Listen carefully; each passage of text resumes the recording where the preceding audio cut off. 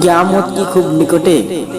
হযরত জিবরাইল আলাইহিস সালাম 24,000 বার দুনিয়াতে হুজুর পাক সাল্লাল্লাহু আলাইহি সাল্লামের দরবারে এসেছিলেন এক সাক্ষাতে।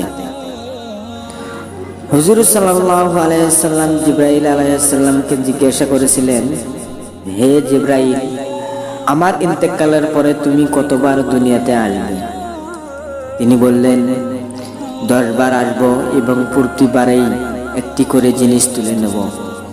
10ম জিনিসটা তুলে নেওয়ার পর ইসরাফিল আলাইহিস সালাম সিংহায় ফু দিবেন এবং কিয়ামত আরম্ভ হবে। 10টি জিনিস হলো বরকত তুলে নেব, ইবাদত থেকে মজা তুলে নেব, পরস্পর মহব্বত তুলে নেব, লজ্জা তুলে নেব, হক বিচার তুলে নেব, সবুর ধৈর্য তুলে নেব, আলেম থেকে সত্য কথা তুলে নেব, অর্থাৎ একদল আলেম জানা সত্ত্বেও হক কথা বলবে না।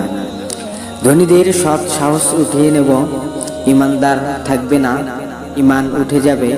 কারীদের কাছ থেকে কোরআনের তেলাওয়াত তুলে নেব, অর্থাৎ কোরআনকে উঠিয়ে নেব। আফসোস, আমাদের সমাজের সর্বশেষ 9 ও 10 নাম্বারটি বাকি রয়েছে।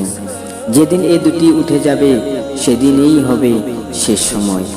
হে ভাই এ বোন, তুমি ভয় করো সেদিনকে, যেদিন কেউ কাউকে সাহায্য করবে না। বিধায় এখন হতে তওবা করুন, নবরূপে নিজের জীবনকে ইসলামের রঙে রাঙিয়ে নাও এবং অপরকেই একই পরামর্শ দাও, তাহলেই শান্তি থাকবে সবার ঘরে। ইসলামিক পোস্টগুলো শেয়ার করার চেষ্টা করুন, এতে করে যেমন অন্যরা বন্ধুরা জানতে পারবে তেমনি সওয়াবও পাওয়া যাবে। ভিডিওটি যদি ভালো লাগে থাকে অবশ্যই একটা লাইক